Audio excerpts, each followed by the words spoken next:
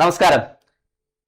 അപ്പോൾ നമ്മുടെ കേറ്ററ്റ് എക്സാമിന് വേണ്ടിയിട്ട് പ്രിപ്പയർ ചെയ്യുന്ന എല്ലാ കാറ്റഗറിയിലുള്ളവർക്കും ഏറ്റവും പ്രധാനപ്പെട്ട ഒരു ടോപ്പിക്ക്, അതിൽ നിന്നാണ് നമ്മൾ തുടക്കം വയ്ക്കുന്നത്. വിലയിരുത്തലും മൂല്യനിർണ്ണയവും അല്ലെങ്കിൽ അസസ്മെന്റ് ആൻഡ് ഇവാലുവേഷൻ. നമുക്കറിയാം, കേറ്ററ്റിനെ സംബന്ധിച്ച് ക്വസ്റ്റ്യൻ പേപ്പർ കാറ്റഗറി 2-നും 1-നും 4-നും ഒക്കെ മലയാളത്തിലും ഇംഗ്ലീഷിലും ഉണ്ട്. കാറ്റഗറി 3-ക്കാവട്ടെ അത് ഇംഗ്ലീഷിൽ മാത്രമാണ്. അതുകൊണ്ട് രണ്ടു പേർക്കും, അതായത് മലയാളം ഫോളോ ചെയ്യുന്നവർക്ക് ഇംഗ്ലീഷ് ഫോളോ ചെയ്യുന്നവർക്ക് ഒരുപോലെ പ്രയോജനകരമാകുന്ന രീതിയിൽ തന്നെയാണ് ഈ ക്ലാസ്സിന് ഞാൻ അറേഞ്ച് ചെയ്തിട്ടുള്ളത്. മലയാളത്തിലുള്ള കണ്ടന്റിലെ പ്രധാനപ്പെട്ട വാക്കുകളുടെ ഇംഗ്ലീഷ് ടേംസ് കൂടി ബ്രാക്കറ്റിൽ കൊടുക്കാൻ ഉപയോഗിച്ചിട്ടുണ്ട്. നമ്മുടെ PPT തന്നെ ഉപയോഗിച്ചിട്ടുണ്ട്. അതുകൂടാതെ ഞാൻ വിശദീകരിക്കുമ്പോൾ ഇംഗ്ലീഷ് വേർഡ്സ് ഉപയോഗിച്ചുകൊണ്ട് പറയുകയും ചെയ്യാം. എന്ത് തന്നെ ആയാലും, ഏത് കാറ്റഗറി ആയാലും, അതിൽ സൈക്കോളജിയും പെഡഗോഗി രണ്ട് ടോപ്പിക്കിലും ഏറ്റവും പ്രധാനപ്പെട്ട ഒരു ടോപ്പിക്കായിട്ട് അസസ്മെന്റ് ആൻഡ് ഇവാലുവേഷൻ കാണാം. ആവർത്തിച്ച് ക്വസ്റ്റ്യൻ ചോദിക്കുന്നത് കാണാനായിട്ട് സാധിക്കും. അപ്പോൾ നമ്മൾ ഈ ക്ലാസ്സുകളിൽ പോകുന്ന ഒരു രീതി എന്ന് പറയുന്നത്, ടോപ്പിക്ക് കവർ ആവുന്നുണ്ട്, അതിനോടൊപ്പം തന്നെ നമുക്ക് ഇതിനകത്ത് പ്രീവിയസ് ഇയർ ക്വസ്റ്റ്യൻ പേപ്പറുകളെ ഫോക്കസ് ചെയ്തുകൊണ്ടാണ് ടോപ്പിക്ക് ഡിസ്കസ് ചെയ്യുന്നത്. അല്ലാണ്ട് ഏറ്റവും എല്ലാ കാര്യങ്ങളും നമ്മൾ ടെക്സ്റ്റ് ബുക്കിലെ കാര്യങ്ങൾ പറയുന്ന അതല്ല. ക്വസ്റ്റ്യൻ ചോദിക്കുന്ന മർമ്മപ്രധാനമായിട്ടുള്ള ചില ഭാഗങ്ങളുണ്ട്. ആ ക്വസ്റ്റ്യനുകളെ കണ്ടുകൊണ്ട് അതിന്റെ ടോപ്പിക്കുകളെ വിലയിരുത്തുന്ന ഒരു രീതിയാണ് നമ്മൾ ഇന്ന് ഡിസ്കസ് ചെയ്യുന്നത്. ഏറ്റവും പ്രധാനപ്പെട്ട അസസ്മെന്റ് ആൻഡ് ഇവാലുവേഷൻ എന്ന് പറയുന്ന ടോപ്പിക്കാണ്. സൈക്കോളജിയിലും പെഡഗോഗിയിലും ആവർത്തിക്കുന്ന ചോദ്യമാണ് എന്നൊരിക്കൽ കൂടി ഓർമ്മിപ്പിക്കുകയാണ്. അപ്പൊ ഞാൻ ആദ്യം ഒരു ക്വസ്റ്റ്യൻ കാണിക്കാം. ഇതിപ്പോ മലയാളം പഠിച്ചാലും ഇംഗ്ലീഷ് പഠിച്ചാലും ഇത് വായിച്ചെടുക്കാൻ ഒരു ബുദ്ധിമുട്ടുമില്ല.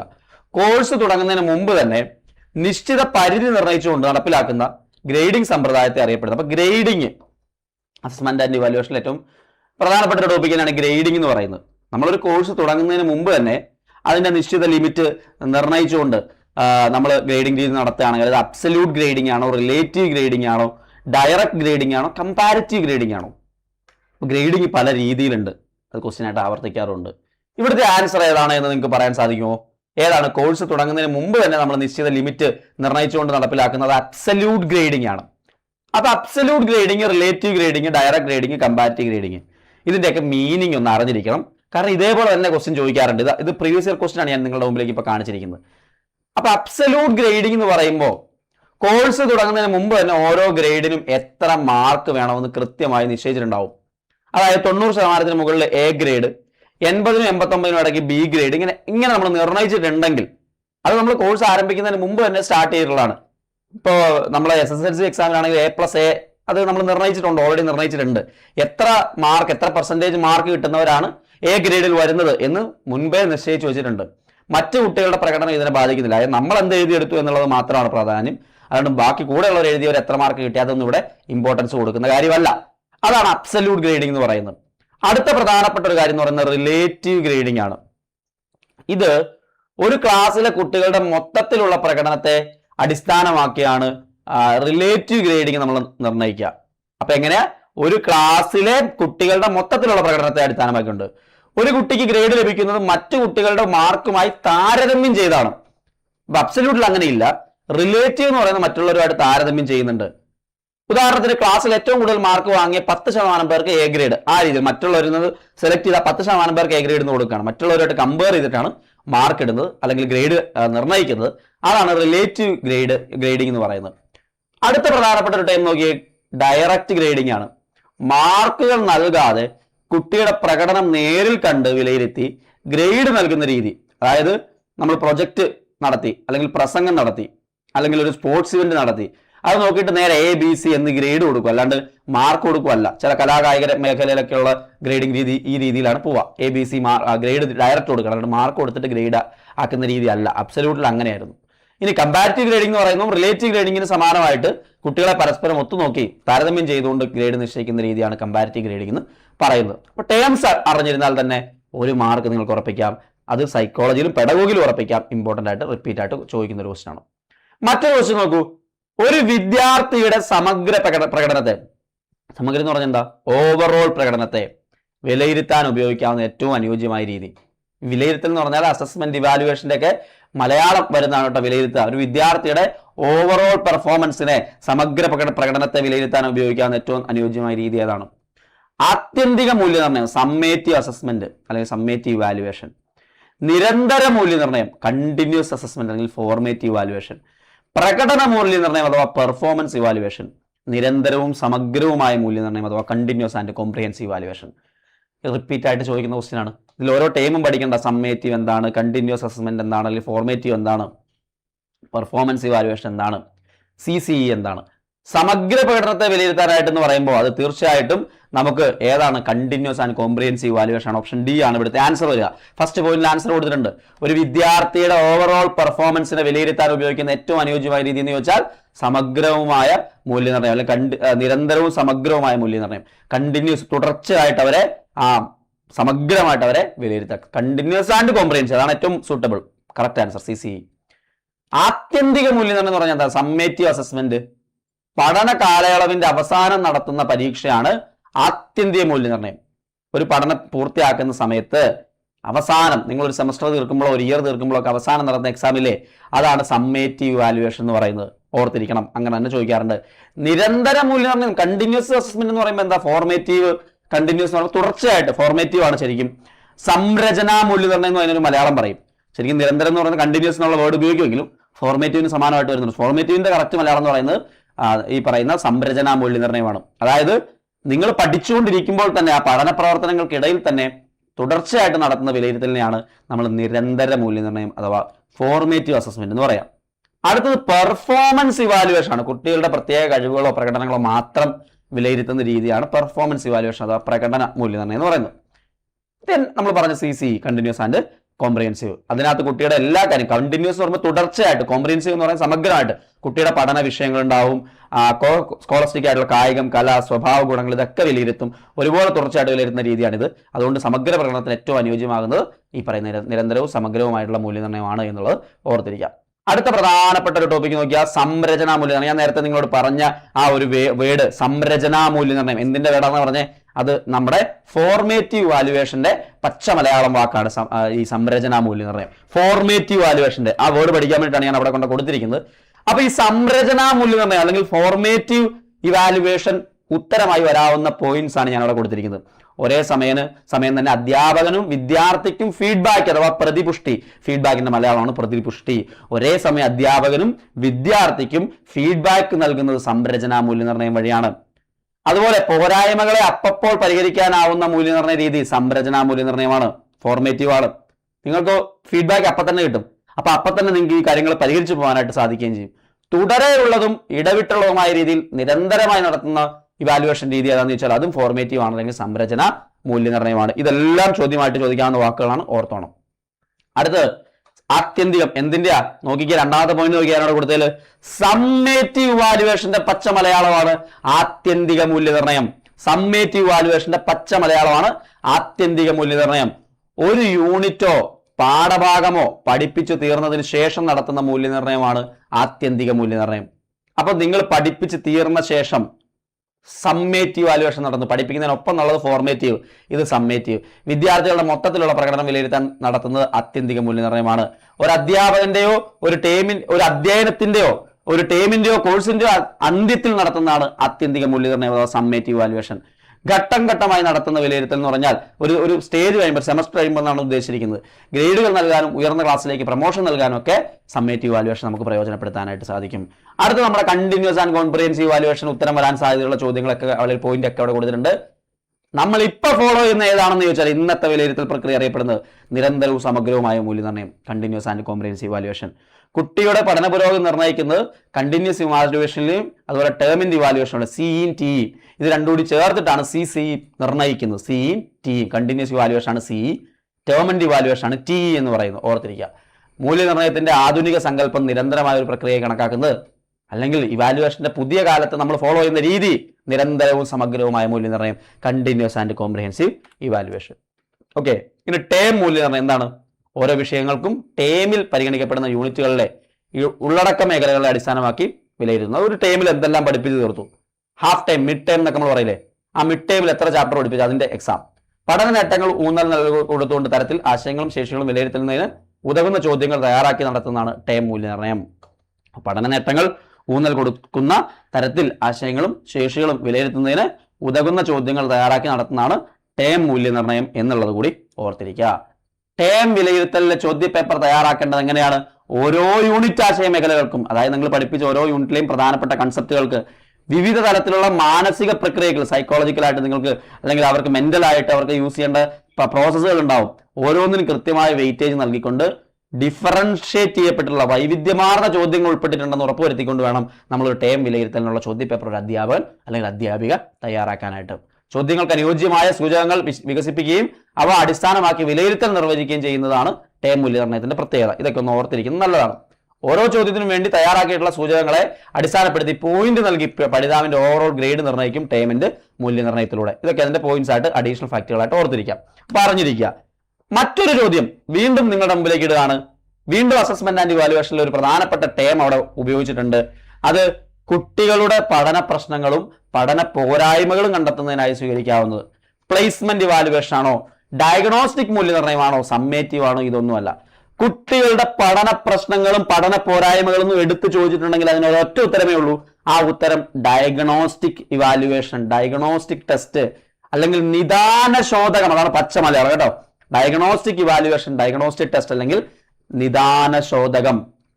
പഠന പ്രശ്നങ്ങൾ കാണാനും അതിന് സൊല്യൂഷൻ ഉണ്ടാക്കാൻ നമുക്ക് റെമഡിയൽ ടീച്ചിങ് നടത്താനും ഒക്കെ ഈ പറയുന്ന ഡയഗ്നോസ്റ്റിക് മൂല്യനിർണ്ണയം സഹായിക്കുന്നുണ്ട്. അടുത്ത ചോദ്യം നോക്കൂ. എന്താണോ അളക്കുവാൻ ഉദ്ദേശിക്കുന്നത് അത് തന്നെ അളക്കുകയാണെങ്കിൽ അത്തരം മൂല്യനിർണ്ണയം അറിയപ്പെടുന്നത്. എന്താണോ അളക്കുവാൻ ഉദ്ദേശിക്കുന്നത് അത് തന്നെ അളക്കുകയാണെങ്കിൽ അത്തരം മൂല്യനിർണ്ണയം അറിയപ്പെടുന്നത് വിശ്വാസയോഗ്യമായത്, സാധുവായത്, വിശ്വാസയോഗ്യമല്ലാത്തത്, അസാധുവായത്. ഓക്കെ, എന്താണോ അളക്കുവാൻ ഉദ്ദേശിക്കുന്നത് അത് തന്നെ അളക്കുവാണെങ്കിൽ നമ്മൾ എന്താണ് പറയുക? ഇമ്പോർട്ടൻറ്റ്, മോസ്റ്റ് ഇമ്പോർട്ടൻ്റ് ആണ്. നിങ്ങളൊരു ഇവാലുവേഷൻ നടത്തുമ്പോൾ നിങ്ങൾ എന്താണോ മെഷർ ചെയ്യാൻ ശ്രമിച്ചത് അത് തന്നെ മെഷർ ചെയ്താൽ അതിനെ വിളിക്കുന്ന പേര് സാധുവായത് അഥവാ വാലിഡ് ആണെന്ന് പറയാം. ഒരു ടെസ്റ്റ് അല്ലെങ്കിൽ ഇവാലുവേഷൻ വാലിഡ് ആണെന്ന് പറഞ്ഞാൽ ആ ടെസ്റ്റ് വെച്ചുകൊണ്ട് നിങ്ങൾ എന്താണോ മെഷർ ചെയ്യാൻ ശ്രമിച്ചത് അത് തന്നെ മെഷർ ചെയ്യാൻ പറ്റിയാൽ അത് വാലിഡ് ആണ്. നിങ്ങൾ IQ ടെസ്റ്റ് നടത്തി, IQ തന്നെ മെഷർ ചെയ്താൽ വാലിഡ് ആണ്. IQന് പകരം EQ മെഷർ ചെയ്തു, അല്ലെങ്കിൽ നിങ്ങളുടെ കൊഗ്നിറ്റീവ് ഇതുമായിട്ടുള്ള വേറെ കാര്യങ്ങൾ അതിനെ മാത്രം മെഷർ ചെയ്തു, IQ മെഷർ ചെയ്യുന്നതിന് പകരം വേറെ സാധനം മെഷർ ചെയ്താൽ അത് വാലിഡ് അല്ല. മനസ്സിലായോ? എന്താണോ മെഷർ ചെയ്യാൻ ഉദ്ദേശിച്ചത് അത് തന്നെ മെഷർ ചെയ്താൽ വാലിഡ് ആണ്. അങ്ങനെയാണെങ്കിൽ ഒരു പരീക്ഷ കുട്ടിയുടെ ഗണിതശേഷി അളക്കാൻ വേണ്ടിയുള്ളതാണെങ്കിൽ അത് ഗണിതശേഷി തന്നെയാണോ അളക്കുന്നത് എന്ന് ഉറപ്പുവരുത്തുന്നതിനാണ് നമ്മൾ വാലിഡിറ്റി എന്ന് പറയുന്നത്. നമ്മൾ ഉദ്ദേശിക്കുന്ന ലക്ഷ്യം തന്നെ ആയിരിക്കണം മെഷർ ചെയ്യുന്നത്. ഗണിതശേഷി അളക്കാൻ പോയി പക്ഷെ സയൻസ് നോളജ് ആണ് മെഷർ ചെയ്യുന്നതെങ്കിലോ അത് വാലിഡ് അല്ല. എന്താണ് മെഷർ ചെയ്യാൻ പോയത് അത് തന്നെ മെഷർ ചെയ്യുവാണ് വാലിഡ് ആണെന്ന് പറയാം. അപ്പൊ റിലയബിലിറ്റി എന്താണ്? പരസ്പരം മാറിപ്പോയത് വളരെ ഇമ്പോർട്ടൻ്റ് ആയിട്ടുള്ള ക്വസ്റ്റൻ ആണ്. ആവർത്തിക്കുന്നതാണ്. കാറ്റഗറി 1 ആയാലും 2 ആയാലും 3 ആയാലും 4 ആയാലും ആവർത്തിക്കുന്നതാണ്. റിലയബിലിറ്റി എന്ന് പറഞ്ഞാൽ ഒരേ പരീക്ഷ തന്നെ വ്യത്യസ്ത സമയങ്ങളിൽ ഒരേ വ്യക്തിക്കോ ഗ്രൂപ്പിനോ നടത്തിയാലും സമാനമായിട്ടുള്ള റിസൾട്ട്, കൺസിസ്റ്റന്റ് ആയിട്ടുള്ള റിസൾട്ട് ലഭിക്കുന്നതാണ് വിശ്വാസ്യത എന്ന് പറയുന്നത്. അതായത് പരീക്ഷയുടെ ഫലങ്ങൾ സ്ഥിരമായിരിക്കും. നിങ്ങൾ ഒരു ടെസ്റ്റ് നടത്തുന്നു, ഒരേ കുട്ടിയിൽ റിപ്പീറ്റഡ് ആയിട്ട് ആ ടെസ്റ്റ് നടത്തുമ്പോൾ അതേ മാർക്ക് തന്നെ കിട്ടണം. ആദ്യം നടത്തിയപ്പോൾ 10ൽ 9 മാർക്ക്, പിന്നെ അതേ ക്വസ്റ്റ്യൻ പേപ്പർ നടത്തിയപ്പോൾ 10ൽ 7 മാർക്ക്, പിന്നെ അതേ ക്വസ്റ്റ്യൻ പേപ്പർ ഒന്നുകൂടെ നടത്തിയപ്പോൾ 10ൽ 2 മാർക്ക്. അത് റിലയബിൾ അല്ല, വിശ്വാസയോഗ്യമല്ല. വിശ്വാസയോഗ്യമാണെങ്കിൽ കൺസിസ്റ്റന്റ് ആയിട്ട് അതേ മാർക്ക് തന്നെ കിട്ടിക്കൊണ്ടിരിക്കണം. അതാണ് റിലയബിലിറ്റി. ഇതിലൊരു കാര്യം നിങ്ങൾ ശ്രദ്ധിച്ചോ, കൺസിസ്റ്റന്റ് ആയിട്ട് മാർക്ക് കിട്ടുന്നുണ്ട്, റിലയബിൾ ആണ്. പക്ഷേ മെഷർ ചെയ്ത സാധനം അല്ല, നമ്മൾ ഉദ്ദേശിച്ച സാധനം അല്ല മെഷർ ചെയ്തെങ്കിൽ അത് വാലിഡ് ആണെന്ന് പറയാൻ പറ്റില്ല. സോ റിലയബിൾ ആണ് എന്നുള്ളത് കൊണ്ട് വാലിഡ് ആവണം എന്ന് യാതൊരു നിർബന്ധവും ഇല്ല. മനസ്സിലായോ? ഇനി വാലിഡ് ആയതുകൊണ്ട് റിലയബിൾ ആവണമെന്ന് നിർബന്ധമില്ല കേട്ടോ. അങ്ങനെ നോട്ട് ചെയ്യാവുന്ന കാര്യങ്ങളാണ്. അപ്പൊ ഈ 2 ടേമുകൾ ആവർത്തിച്ച് ക്വസ്റ്റ്യൻ പേപ്പറിൽ ചോദിക്കുന്നതാണ്, മനസ്സിലാക്കിയിരുന്നു. ഇനി വിശ്വാസയോഗ്യമല്ലാത്തതെന്ന് ചോദിച്ചാൽ എന്താ? ഓരോ തവണ പരീക്ഷിക്കുമ്പോഴും വ്യത്യസ്തമായിട്ടുള്ള അല്ലെങ്കിൽ പരസ്പര ബന്ധമില്ലാത്തതുമായിട്ടുള്ള ഫലങ്ങളാണ് നൽകുന്നതെങ്കിൽ അത് അൺറിലയബിൾ ആണെന്ന് മനസ്സിലാക്കാൻ പറ്റും. ഇനി ഇൻവാലിഡ് എന്ന് പറഞ്ഞാൽ എന്താ? അസാധുവാണെങ്കിൽ എന്താ? ആ ഉദ്ദേശിച്ച സാധനം അല്ല മെഷർ ചെയ്യുന്നുണ്ടെങ്കിൽ അത് ഇൻവാലിഡ് ആണ്. ബുദ്ധിശക്തി അളക്കാൻ തയ്യാറാക്കിയ പരീക്ഷ കുട്ടികളുടെ ഓർമ്മശക്തി മാത്രം അളക്കുന്നയാൾ മാറിയെങ്കിൽ അത് ഇൻവാലിഡ് ആണ്, വാലിഡ് അല്ല. സംഭവം മനസ്സിലായി? വാലിഡിറ്റിയും റിലയബിലിറ്റി ഓർമ്മയിൽ ഉണ്ടാവണം. അടുത്ത, കുട്ടികളുടെ പഠന പുരോഗതി നിരീക്ഷിക്കുവാനായി ഒരു അധ്യാപകൻ അല്ലെങ്കിൽ അധ്യാപിക എന്ന നിലയിൽ നിങ്ങൾ ഏത് മൂല്യനിർണ്ണയ രീതിയാണ് സ്വീകരിക്കുക? കുട്ടികളുടെ പഠന പുരോഗതി, ലേണിംഗ് ഇംപ്രൂവ്മെന്റ് മെഷർ ചെയ്യാനായിട്ട് ഡയഗ്നോസ്റ്റിക് ആണോ, പ്ലേസ്മെന്റ് ആണോ, സമ്മേറ്റീവ് ആണോ, ഫോർമേറ്റീവ് ആണോ? കുട്ടിയുടെ പഠന പുരോഗതി നിരീക്ഷിക്കുവാനായിട്ട് ഒരു അധ്യാപകൻ അല്ലെങ്കിൽ അധ്യാപിക എന്ന നിലയിൽ നിങ്ങൾ ഏത് മൂല്യനിർണ്ണയ രീതി സ്വീകരിക്കുമെന്ന് ചോദിച്ചാൽ അത് ഏതാ? പഠന പുരോഗതിക്ക് പഠനത്തിനൊപ്പം തന്നെ നടത്തുന്ന ഏതാണ്? ഫോർമേറ്റീവ് വാല്യുവേഷൻ ആണ്. ആവർത്തിക്കുന്ന ക്വസ്റ്റ്യൻസ്, പ്രീവിയസ് ഇയർ ക്വസ്റ്റ്യൻസ് ആണ് നമ്മൾ ഡിസ്കസ് ചെയ്തുകൊണ്ടിരിക്കുന്നത്. ഇമ്പോർട്ടന്റ് ആണ്, പഠിച്ചു വെച്ചോണം, ഇമ്പോർട്ടന്റ് ആണ്. അടുത്തത് ഫോർമേറ്റീവ് അസസ്മെന്റ്, അല്ലെങ്കിൽ അതിന്റെ മലയാളം എന്തായിരുന്നു? സംരചനാ മൂല്യനിർണ്ണയത്തിൽ ഉൾപ്പെടാത്തത് ഏത്? നിങ്ങൾ ഫോർമേറ്റീവ് വാല്യൂഷൻ നടത്തുമ്പോൾ ഉപയോഗിക്കാൻ സാധ്യതയില്ലാത്തതിൽ ഏതാണ്? ചോദ്യാവലി, തിങ്ക് പെയർ ഷെയർ, വാർഷിക പരീക്ഷ, റിഫ്ലക്ഷൻ. ഇമ്പോർട്ടന്റ് ചോദ്യം കണ്ടോ, പല രീതിയിലാണ് ചോദിക്കുക. ഫോർമേറ്റീവ് എന്താ? പഠനത്തിനൊപ്പം അതിനെ മെച്ചപ്പെടുത്താനായിട്ട് നിങ്ങൾക്ക് ചോദ്യാവലി ഉപയോഗിക്കാം, തിങ്ക് പെയർ ഷെയർ ഉപയോഗിക്കാം, റിഫ്ലക്ഷൻ ഉപയോഗിക്കാം. പക്ഷെ വാർഷിക പരീക്ഷ അത് സമ്മേറ്റീവ് ആണ്. പഠനത്തിന്റെ എൻഡിൽ നടത്തുന്നത് സമ്മേറ്റീവ് ആണ്, മറക്കേണ്ട. വാർഷിക പരീക്ഷയാണ്. വാർഷിക പരീക്ഷ എന്ന് പറഞ്ഞാൽ എന്താ? അവസാനം, വർഷത്തിന്റെ അവസാനം നടത്തുന്ന ഇയർലി എക്സാം, അതിന്റെ മലയാളമാണ് വാർഷിക പരീക്ഷ. അപ്പൊ സംരചനാ മൂല്യനിർണ്ണയത്തിൽ ഉൾപ്പെടാത്തത് വാർഷിക പരീക്ഷയാണ്. കാരണം വാർഷിക പരീക്ഷ എന്നത് ആത്യന്തിക മൂല്യനിർണ്ണയം അല്ലെങ്കിൽ സമ്മേറ്റീവ് വാല്യുവേഷന്റെ ഭാഗമാണ്. പഠനത്തിന്റെ ഒടുവിലാണ് അത് നടത്തുന്നത്. മറ്റു ഓപ്ഷനിൽ സംരചനാ മൂല്യനിർണ്ണയത്തിൽ ഉൾപ്പെടുത്തുന്നത് എന്തുകൊണ്ടാണെന്ന് ചോദിച്ചാൽ, ചോദ്യാവലി, ക്ലാസ് റൂം പഠനത്തിനിടയിൽ കുട്ടികളുടെ അണ്ടർസ്റ്റാൻഡിങ്, ഗ്രഹണശേഷി, അതായത് അണ്ടർസ്റ്റാൻഡിങ് പെട്ടെന്ന് മനസ്സിലാക്കാൻ അധ്യാപകർക്ക് ചോദ്യാവലി, ക്വസ്റ്റ്യനെയർ ഉപയോഗിക്കാൻ പറ്റും, അല്ലെങ്കിൽ ക്വിസുകൾ ഉപയോഗിക്കാൻ പറ്റും. തിങ്ക് പെയർ ഷെയർ, കുട്ടികൾക്ക് ഒരു ചോദ്യം നൽകുന്നു, ആദ്യം ഒറ്റയ്ക്ക് ചിന്തിക്കാനും പിന്നീട് കൂട്ടുകാരുമായി ചർച്ച ചെയ്യാനും ഒടുവിൽ ക്ലാസ്സിൽ പങ്കുവെക്കുവാനുള്ള ആവശ്യപ്പെടുന്ന ഒരു സജീവ പഠന രീതിയാണ് തിങ്ക് പെയർ ഷെയർ എന്ന് പറയുന്നത്. അതും ഇത് തന്നെയാണ്, അതും നിങ്ങൾക്ക് ഫോർമേറ്റീവിൽ ഉപയോഗിക്കാൻ പറ്റും.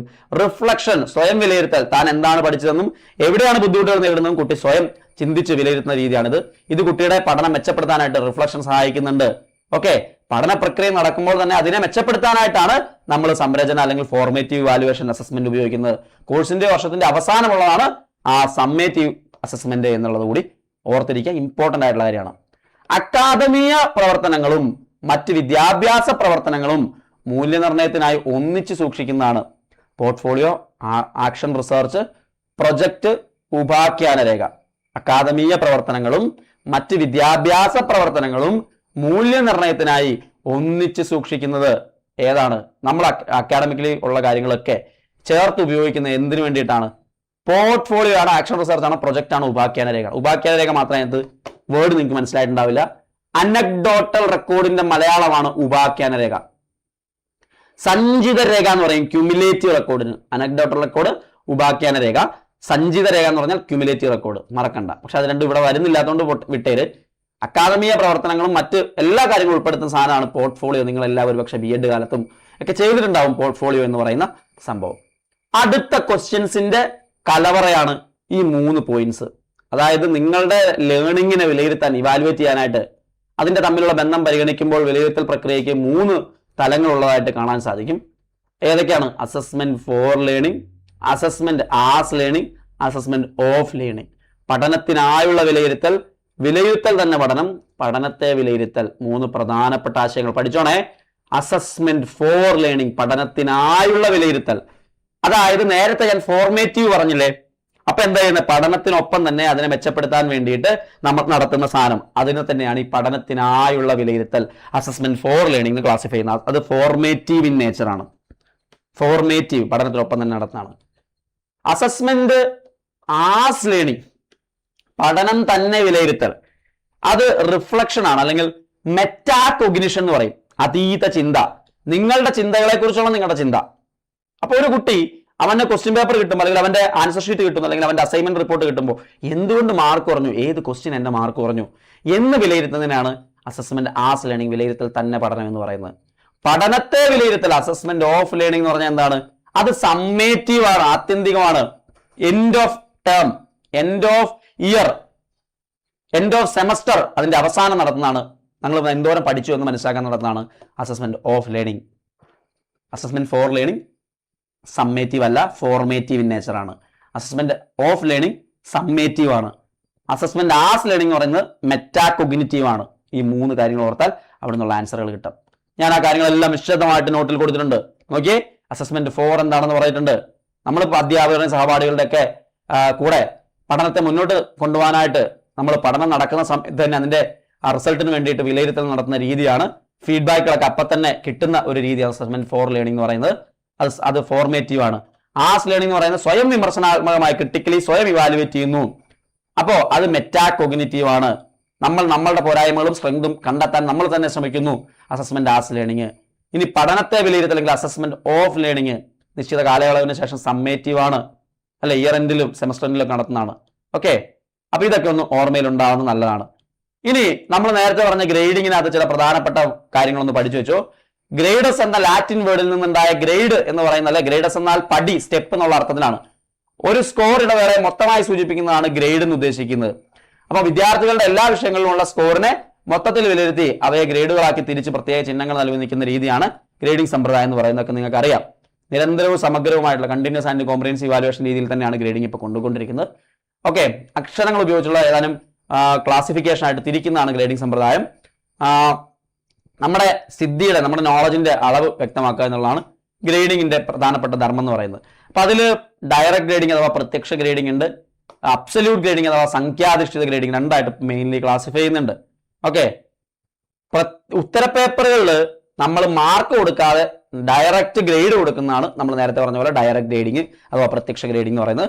സംഖ്യാധിഷ്ഠിത ഗ്രേഡിംഗ് എന്ന് പറയുമ്പോഴത്തേക്കും അവിടെ ആദ്യം മാർക്ക് കൊടുക്കും, അതായത് സംഖ്യകളിലുള്ള 10, 20 എന്നുള്ള മാർക്ക് കൊടുക്കും, എന്നിട്ട് അതിനെ ഗ്രേഡ് ആക്കി കൺവേർട്ട് ചെയ്യും. ഇപ്പൊ സ്കൂളിലെ വിവിധ കായികക്ഷമതാ പ്രവർത്തനങ്ങൾക്ക് നടത്തിയ ദീപ ടീച്ചർ കുട്ടികൾക്ക് ABCD എന്നീ ഗ്രേഡുകൾ നേരിട്ട് കൊടുക്കുകയാണെങ്കിൽ അത് ഡയറക്റ്റ് ഗ്രേഡിംഗ് ഒരു എക്സാമ്പിൾ ആ ക്വസ്റ്റൻ ആയിട്ട് ചോദിക്കാവുന്നതാണ്. ഇനി സർവകലാശാലകൾ പോലുള്ള വിപുലമായ പരീക്ഷകൾക്ക് പ്രായോഗികമല്ലാത്ത ഗ്രേഡിംഗ് സമ്പ്രദായമായിട്ട് ഇതിനെ കണക്കാക്കുന്നുണ്ട്. പക്ഷെ ഇപ്പോഴും അങ്ങനെ ഉപയോഗിക്കുന്ന യൂണിവേഴ്സിറ്റികളുണ്ട്.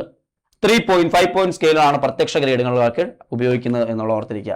സംഖ്യാധിഷ്ഠിത ഗ്രേഡിംഗ് എന്ന് പറയുമ്പോൾ ആദ്യം മാർക്ക് പിന്നെ ഗ്രേഡിലേക്ക് മാറ്റുകയാണ്. 5 പോയിന്റ് 9 പോയിന്റ് സ്കെയിലുകളാണ് സംഖ്യാധിഷ്ഠിത ഗ്രേഡിങ്ങിന് വേണ്ടിയിട്ട് ഉപയോഗിക്കുന്നത്. സെക്കൻഡറി തലത്തിൽ അഥവാ ഹൈസ്കൂൾ ലെവലിൽ ഉപയോഗിക്കുന്നത് ഏത് ഗ്രേഡിംഗ് രീതിയാ? 9 പോയിന്റ് ഗ്രേഡിംഗ് രീതിയാ. ഹൈസ്കൂൾ തലത്തിൽ 10ാം ക്ലാസ് ലെവൽ വരെ 8, 9 ലെവലിലൊക്കെ നമ്മുടെ നാട്ടിൽ ഉപയോഗിക്കുന്നത് ഈ പറയുന്ന 9 പോയിന്റ് ഗ്രേഡിംഗ് ആണ്. ഓർത്തിരുന്നോണം. കോഴ്സ് തുടങ്ങുന്നതിന് മുമ്പ് തന്നെ നിശ്ചിത പരിധി നിർണ്ണയിക്കുന്ന അബ്സല്യൂട്ട് ഗ്രേഡിംഗ് ആണ്. ഓക്കെ, അപ്പൊ 9 പോയിന്റ് ഗ്രേഡിംഗ് രീതി ഇതാ നമ്മുടെ ഹൈസ്കൂൾ ലെവലിലുള്ള 9 പോയിന്റ് ഗ്രേഡിംഗ് നിങ്ങൾക്കറിയാം. A+ കിട്ടുന്ന ആർക്കാ? 100-നും 90-നും ഇടയ്ക്ക് മാർക്ക് കിട്ടുന്നവർക്ക്. 80-നും 89-നും ഇടയ്ക്ക് A, 70-നും 70-നും ഇടയ്ക്ക് B+, 60-നും 65-നും ഇടയ്ക്ക് B, then 50-നും 59-നും ഇടയ്ക്ക് C+, 40-നും 49-നും ഇടയ്ക്ക് C, അത് കഴിഞ്ഞിട്ട് 30-നും 39-നും ഇടയ്ക്ക് D+, 20-നും 29-നും ഇടയ്ക്ക് D, 20-ൽ താഴെ E. 9 പോയിന്റ് സ്കെയിൽ മറക്കണ്ട, ഇമ്പോർട്ടന്റ് ആണ്. A+, A, B+, B, C+, C, D+, D, E. ഇതാണ് ഹൈസ്കൂൾ ലെവൽ 10ാം ക്ലാസ് വരെയുള്ളതിനകത്ത് കൊടുക്കുന്നത് 9 പോയിന്റ് സ്കെയിലാണ് എന്നുള്ള ഓർത്തിരിക്കുക. ഇനി പോർട്ട്ഫോളിയോ എന്താണെന്ന് ഞാൻ പറഞ്ഞു കഴിഞ്ഞു. നമ്മൾ പഠനകാലത്ത് രൂപപ്പെടുത്തിയിരിക്കുന്ന എല്ലാ കാര്യങ്ങളും ചേർത്തുകൊണ്ട് പോർട്ട്ഫോളിയോ ഉണ്ടാക്കുന്നുണ്ട്. നമ്മുടെ അക്കാദമിക പ്രവർത്തനങ്ങളും മറ്റ് വിദ്യാഭ്യാസ പ്രവർത്തനങ്ങളും ഒക്കെ മനസ്സിലാക്കാനായിട്ട് റിച്ച് പോർട്ട്ഫോളിയോ ഉണ്ടെങ്കിൽ റിച്ച് മാർക്ക് കിട്ടുകയും ചെയ്യും. അല്ലെ, ഇതാണ്. ഇപ്പൊ പോർട്ട്ഫോളിയോ നോട്ട്ബുക്കോ മറ്റ് രചനകളോ മറ്റ് പഠന തെളിവുകളോ ചിത്രങ്ങളോ രേഖകളോ പഠന തെളിവുകൾ വിലയിരുത്തുന്നതിന് കുട്ടികൾ രൂപപ്പെടുത്തിയ സൂചകങ്ങളോ നമ്മുടെ ക്രിയേറ്റീവ് ആയിട്ടുള്ള സൃഷ്ടികളോ വർക്ക്ഷീറ്റുകളോ ഒക്കെ ഉൾപ്പെടുത്താനായിട്ട് സാധിക്കുന്നുള്ളതാണ്. ഓക്കെ, ഇനി പോർട്ട്ഫോളിയോ പഠനത്തെ സംബന്ധിച്ച് കുട്ടിക്കും രക്ഷിതാവിനും അധ്യാപകനും ഒരേ സമയം ഫീഡ്ബാക്ക് നൽകാൻ ഉപയോഗിക്കുന്നുണ്ട്. ആശയത്തിന്റെ വ്യക്തത, ധാരണകളുടെ സ്വാംശീകരണം, എത്രത്തോളം നോളജ് കിട്ടിയിട്ടുണ്ട്, അനുയോജ്യമായ രൂപകൽപ്പന, പൂർണ്ണത, തനിമ, അതായത് ഒരു യുണീക് സാധനമൊക്കെ ഉണ്ടാവും. ഇതൊക്കെ കൊടുത്തുകൊണ്ടാണ് പോർട്ട്ഫോളിയോ വിലയിരുത്തൽ നടത്തുന്നതിന്റെ സൂചകങ്ങളായിട്ട് ഇതൊക്കെയാണ് ഉപയോഗിക്കുന്നത് എന്നുള്ളത് ഓർത്തിരിക്കുക. യൂണിറ്റ് തല വിലയിരുത്തലിലേക്ക് വന്ന സമയത്ത് നമ്മൾ പ്രത്യേക യൂണിറ്റുകൾക്ക് വേണ്ടി മാത്രം തയ്യാറാക്കുന്ന ബോധനാസൂത്രണ രീതിയാണ് ഏകാകാസൂത്രണം. അതായത് യൂണിറ്റ് നടത്തുമ്പോൾ ഒരു യൂണിറ്റിന് വേണ്ടി മാത്രം പരീക്ഷ നടത്തില്ലേ, അതാണ്. ഉദ്ദേശ ലക്ഷ്യങ്ങളും സ്പഷ്ടീകരണം, പഠനാവഗ്രഥനം, പഠനാനുഭവങ്ങൾ, മൂല്യനിർണ്ണയമൊക്കെ ഇതിന്റെ ഭാഗമായിട്ട് വരുന്നുണ്ട്. വലിയ കാര്യമൊന്നുമില്ല. ഒരു യൂണിറ്റ് എക്സാം നടത്തുന്നു എന്ന് പറയുമ്പോൾ ഒരു യൂണിറ്റിലെ കണ്ടന്റിന് വേണ്ടിയിട്ട് അതിന്റെ ധാരണ എത്രത്തോളം ഉറപ്പിക്കാൻ പറ്റിയിട്ടുണ്ടെന്നുള്ളതിനെ കുറിച്ച് മനസ്സിലാക്കി നമ്മൾ എക്സാം നടത്തുന്നതാണ് യൂണിറ്റ് തല വിലയിരുത്തൽ എന്ന് പറയുന്നത്. അപ്പൊ അതൊക്കെ ഒന്ന് ഓർത്തിരിക്കുന്നത് നല്ലതാണ്. അപ്പൊ അത് എക്സ്ട്രാ വലിയ പോയിന്റ് ആയിട്ടൊന്നും ഉപയോഗിക്കേണ്ടതില്ല, ഓർമ്മയിൽ ഉണ്ടായാൽ മതി. ഇനി പെട്ടെന്ന് കുറച്ച് ക്വസ്റ്റ്യൻസ് നമുക്കൊന്ന് ഡിസ്കസ് ചെയ്ത് നോക്കാം. അതായത് വിലയിരുത്തലിൽ മാർക്കിംഗ് സ്കീം ഉറപ്പുവരുത്തുന്ന എന്തിനെയാണ്? മാർക്കിംഗ് സ്കീം കൊടുക്കുന്നത് വസ്തുനിഷ്ഠത തിരിച്ചറിയാണ്, അല്ലെങ്കിൽ കോംപ്രിഹെൻസീവ് ആണോ, സമഗ്രമാണോ, കോംപ്രിഹെൻസീവ് തിരിച്ചറിയാനുള്ള ശക്തിയല്ല, വ്യക്തിനിഷ്ഠതയല്ല, വസ്തുനിഷ്ഠത, ഒബ്ജക്ടിവിറ്റിയുടെ മലയാളമാണ് വസ്തുനിഷ്ഠത എന്ന് പറയുന്നത്. നമ്മൾ MCQയിലൊക്കെ കീ കൊടുക്കുന്ന എന്തിനാ? ഒബ്ജക്ടിവിറ്റി മനസ്സിലാക്കാൻ, വസ്തുനിഷ്ഠത. വിദ്യാർത്ഥികളുടെ സൃഷ്ടികളുടെ ശേഖരത്തെ വിലയിരുത്താനായി ഉപയോഗിക്കുന്ന മൂല്യനിർണ്ണയ ഉപാധി, സൃഷ്ടികൾ, ക്രിയേറ്റീവ് ആയിട്ടുള്ള സാധനങ്ങളൊക്കെ പ്രസന്റ് ചെയ്യുന്നത് എവിടെയാണ്? പോർട്ട്ഫോളിയോയിലാണ്. ഓർത്തിരിക്കുക. പഠനത്തിലൂടെ നേടിയ ആശയങ്ങളും ധാരണകളും സ്വയം വിമർശനാത്മകമായി പരിശോധിക്കുകയും മാറ്റങ്ങൾ ഉൾക്കൊള്ളുകയും ചെയ്യുന്ന ഒരു വിലയിരുത്തൽ രീതിയുണ്ട്. ഇതറിയപ്പെടുന്നത് പഠനത്തിലൂടെ നേടിയ ആശയങ്ങളും ധാരണകളും സ്വയം വിമർശനാത്മകമായി പരിശോധിക്കുന്ന രീതി. സ്വയം വിമർശനാത്മകം എന്ന് പറയുമ്പോൾ ഏതായിരുന്നു? സ്വയം വിലയിരുത്തലാണോ? തെറ്റിക്കരുത്. വിലയിരുത്തൽ തന്നെ പഠനം. അസസ്മെന്റ് ആസ് ലേണിംഗിന്റെ മലയാളമാണ് വിലയിരുത്തൽ തന്നെ പഠനം. മറക്കരുത്, ഇമ്പോർട്ടന്റ് ആണ്. ഞാൻ പറഞ്ഞു, ആവർത്തിച്ച് ക്വസ്റ്റ്യൻസ് വരുന്ന മേഖലയാണ്. അടുത്ത് നോക്കി, ക്ലാസ് റൂം പ്രവർത്തനങ്ങളുടെ ഭാഗമായിട്ടുള്ള നിരീക്ഷണം, ക്ലാസ് ചർച്ചകൾ, വിദ്യാർത്ഥികളുടെ മടക്കധാരണ അഥവാ ഫീഡ്ബാക്ക് എന്നിവ ഏത് തരം വിലയിരുത്തലാണ്? ക്ലാസ്സിനകത്ത് ക്ലാസ് പഠനത്തിനൊപ്പം നടത്തുന്നത് പഠനത്തിനായുള്ള വിലയിരുത്തൽ. Assessment for learning. Assessment for learning ആണ് ശരിയായിട്ടുള്ള ആൻസർ. അവിടെ ഓർത്തിരിക്കുക, ആ പഠനത്തിനായുള്ള വിലയിരുത്തൽ മറക്കണ്ട. ക്വസ്റ്റ്യൻസ് വരുന്ന രീതി മനസ്സിലായല്ലോ. അടുത്ത വേറെ ക്വസ്റ്റ്യൻ നോക്കി. അക്കാദമിക വർഷം പോലുള്ള ഒരു നിശ്ചിത കാലയളവിൽ സ്കൂളുകളുടെ പ്രകടനം അളക്കാനായി ഏതുതരം വിലയിരുത്തൽ? അക്കാദമിക വർഷത്തിൽ അല്ലെ, ഒരു വർഷത്തെ വിലയിരുത്തൽ, പഠനത്തിന്റെ വിലയിരുത്തൽ. അസസ്മെന്റ് ഓഫ് ലേണിംഗ് മറക്കണ്ട. ഇമ്പോർട്ടന്റ് ആശയങ്ങളാണ് ഇതെല്ലാം. പ്രീവിയസ് ഇയർ ക്വസ്റ്റ്യൻ ആണ്. ഉള്ളടക്ക വിശകലനം ആവശ്യമില്ലാത്തത്, അതായത് കണ്ടന്റ്, അകത്ത കണ്ടന്റ് ആവശ്യമില്ലാത്ത പഠനാസൂത്രണത്തിനാണോ, യൂണിറ്റ് ആസൂത്രണത്തിനാണോ, വാർഷിക ആസൂത്രണത്തിനാണോ, ബോധനാപഗ്രഥത്തിനാണോ? മലയാളത്തിൽ കണ്ടിട്ട് മനസ്സിലാത്തവരുണ്ടാവും. അതായത് കണ്ടന്റിനെ കുറിച്ച് നമ്മൾ പ്ലാൻ ചെയ്യേണ്ടാത്തത് ഇതിൽ ഏത് ആസൂത്രണത്തിലാണ്? നിങ്ങളൊരു യൂണിറ്റ് പ്ലാൻ ചെയ്യുമ്പോൾ ആ യൂണിറ്റിലെ കണ്ടന്റിന് പ്രാധാന്യമുണ്ട്. നിങ്ങളൊരു ക്ലാസ് പഠനാസൂത്രണം നടത്തുമ്പോൾ ക്ലാസ് എങ്ങനെ എടുക്കണം എന്ന് നോക്കുമ്പോൾ അതിൽ കണ്ടന്റ് പഠിച്ച് അതിനെ പ്ലാൻ ചെയ്ത് പോകണം. ബോധനാപഗ്രഥനം അല്ലെങ്കിൽ നിങ്ങളുടെ പെഡഗോഗിക്കൽ അനാലിസിസ്, നിങ്ങൾ ക്ലാസ്സിൽ പോയി പഠിപ്പിക്കുന്ന കാര്യങ്ങളെ കുറിച്ചൊക്കെ എങ്ങനെയാണ് പ്ലാൻ ചെയ്ത് അതിനെ അനലൈസ് ചെയ്യണമെങ്കിൽ തീർച്ചയായിട്ടും നിങ്ങൾക്ക് കണ്ടന്റ് വേണം. പക്ഷെ ഒരു ഇയർലി പ്ലാൻ നടത്തുമ്പോൾ ടോപ്പിക്കുകളോ കണ്ടന്റുകളോ നമ്മൾ കൺസിഡർ ചെയ്യാറുണ്ടോ? ഇല്ല. ഇയർ പ്ലാനിൽ അത് വരേണ്ട കാര്യമില്ല. അപ്പോൾ അതൊന്നും എക്സ്ട്രാ പോയിന്റ് ആയിട്ട് നമ്മൾ ആസൂത്രണത്തിനകത്ത് വരുന്നതാണ്. അതിനെക്കുറിച്ച് അറിഞ്ഞിരുന്നാൽ മതി. വിലയിരുത്തൽ തന്നെ പഠനം, അസസ്മെന്റ് ആസ് ലേണിംഗുമായിട്ട് ബന്ധമില്ലാത്ത പ്രസ്താവന. ബന്ധമില്ലാത്തതാണ്. പഠനത്തെ സ്വയം ക്രമീകരിക്കാൻ കഴിയുന്നു, സ്വയമായിട്ട് ചെയ്യുന്നതല്ലേ അസസ്മെന്റ് ആസ് ലേണിംഗ്. വിലയിരുത്തൽ തന്നെ പഠനം. അപ്പൊ അത് വരും. തന്റെ പഠനത്തെക്കുറിച്ച് കൃത്യതയുള്ള നിരീക്ഷണവും വ്യാഖ്യാനവും. തന്റെ പഠന വിടവ് സ്വയം മനസ്സിലാക്കുന്നു, പഠന പുരോഗതി സ്വയം വിലയിരുത്തുന്നു. അപ്പൊ അവിടെ ശരിക്കും പറഞ്ഞ എല്ലാം അതിനകത്ത് നമുക്ക് കൺഫ്യൂഷൻ ഉണ്ടാകുന്നതാണ്. എയും സിയും ഡിയും എന്തായാലും സ്വയം വിലയിരുത്തുന്ന കാര്യങ്ങളിൽ തന്നെ വരുന്നതാണ്. തന്റെ പഠനത്തെക്കുറിച്ച് കൃത്യതയുള്ള നിരീക്ഷണവും വ്യാഖ്യാനവും എന്ന് പറയുന്നത് 100% പ്യൂർ ആയിട്ട് കൊടുക്കാൻ പറ്റുമോ എന്നൊരു ചോദ്യമുണ്ട്. അതുകൊണ്ട് മോസ്റ്റ് സ്യൂട്ടബിൾ എന്നുള്ള രീതിയിൽ ആ വർഷം ഓപ്ഷൻ ബി ആയിരുന്നു ആൻസർ. മനസ്സിലായോ? അത് വരുമോ എന്ന് ചോദിച്ചാൽ അസസ്മെന്റ് ആസിനകത്ത് കയറി വരുന്ന ഒരു പോയിന്റ് തന്നെയാണ്. പക്ഷെ ബാക്കി 3 വെച്ച് നോക്കുമ്പോഴത്തേക്കും അവിടുന്ന് കുറച്ച് മാറ്റി നിർത്താൻ പറ്റുന്ന അതായതുകൊണ്ട് ആ വർഷത്തെ ആൻസർ അതായിരുന്നു. ഇങ്ങനെയും ക്വസ്റ്റ്യൻ ചോദിക്കാറുണ്ട്. കൺഫ്യൂഷൻ ഉണ്ടാകുമ്പോൾ മോസ്റ്റ് സ്യൂട്ടബിൾ കണ്ടെത്തുക എന്നുള്ളിടത്താണ് നിങ്ങളുടെ സ്കില്ല്. താഴെ പറയുന്നതിൽ കുട്ടികളുടെ പഠന പുരോഗതി രേഖയിൽ ഉള്ള രേഖപ്പെടുത്തൽ ഏതാണ്? നിരന്തര വിലയിരുത്തൽ മാത്രമാണോ? ടേം വിലയിരുത്തൽ മാത്രമാണോ? സാമൂഹിക വൈകാര്യ മേഖലയിലെ വിലയിരുത്തൽ മാത്രമാണോ? അല്ല. കുട്ടിയുടെ പഠന പുരോഗതിയിൽ നിരന്തര വിലയിരുത്തൽ വരും, ടേം വിലയിരുത്തൽ വരും, സാമൂഹിക വൈകാര്യ മേഖലയിലെ വിലയിരുത്തൽ എല്ലാം ഉൾപ്പെടുത്തുന്നതാണ് നിരന്തര പഠന പുരോഗതി രേഖപ്പെടുത്തുന്ന പഠന പുരോഗതി രേഖ എന്ന് പറയുന്നത്. ഓക്കെ. ദെൻ നിരന്തരവും സമഗ്രവുമായ വിലയിരുത്തലിന്റെ ഭാഗമായി സാമൂഹിക വൈകാരിക മേഖലയുമായി, സോഷ്യൽ ഇമോഷണൽ അതുമായിട്ട് കണക്ട് ഇല്ലാത്ത ആശയവിനിമയത്തിൽ സോഷ്യൽ ഇന്ററാക്ഷൻ വേണം. പ്രോബ്ലം സോൾവിങ്ങിന് അത് വേണ്ടേ? ക്രിയേറ്റിവിറ്റിക്ക് അത് വേണ്ടേ? സർഗാത്മകതയ്ക്ക് അത് വേണം. ക്രിയേറ്റിവിറ്റിയുടെ മലയാളമാണ് സർഗാത്മകത. ഒരു ഉപകരണം കൈകാര്യം ചെയ്യാൻ, ഒരു ഇൻസ്ട്രുമെന്റ് കൈകാര്യം ചെയ്യാൻ നിങ്ങൾക്ക് സോഷ്യൽ ഇന്ററാക്ഷൻ ആവശ്യമുണ്ടോ? ഇല്ല. നിങ്ങൾക്ക് ഇമോഷണൽ സാധനം വേണോ? വേണ്ട. അപ്പൊ ആ രീതിയിലൊക്കെ ക്വസ്റ്റ്യൻസ് വരാം. ഇങ്ങനെയൊക്കെ ചോദിച്ചിട്ടുണ്ട്. ഉപകരണം കൈകാര്യം ചെയ്യലാണ് അതിന്റെ ആൻസർ. എല്ലാ കുട്ടികൾക്കും പഠന നേട്ടം ഉറപ്പാക്കാനായി ടീച്ചർ നടത്തുന്ന വിലയിരുത്തലിനെ എന്ത് പറയാം? എന്താ? എല്ലാ കുട്ടികൾക്കും പഠന നേട്ടം കിട്ടാനായിട്ട് പഠനത്തിനായുള്ള വിലയിരുത്തൽ. അസസ്മെന്റ് ഫോർ ലേണിംഗ് ആണ്. കുട്ടികൾക്ക് എല്ലാവർക്കും ഒരേപോലെ ഗുണം ചെയ്യണം. അതുകൊണ്ട് അസസ്മെന്റ് ഫോർ ലേണിംഗ് ആണ് അവിടുത്തെ ആൻസർ ആയിട്ട് വരിക. എത്രയോ ക്വസ്റ്റ്യൻസ് നോക്കൂ. വിലയിരുത്തലുമായി ബന്ധപ്പെട്ട് ചോദ്യപേപ്പർ തയ്യാറാക്കുമ്പോൾ ആദ്യഘട്ടത്തിൽ ചോദ്യപേപ്പർ ഡിസൈൻ തയ്യാറാക്കേണ്ടതുണ്ട്.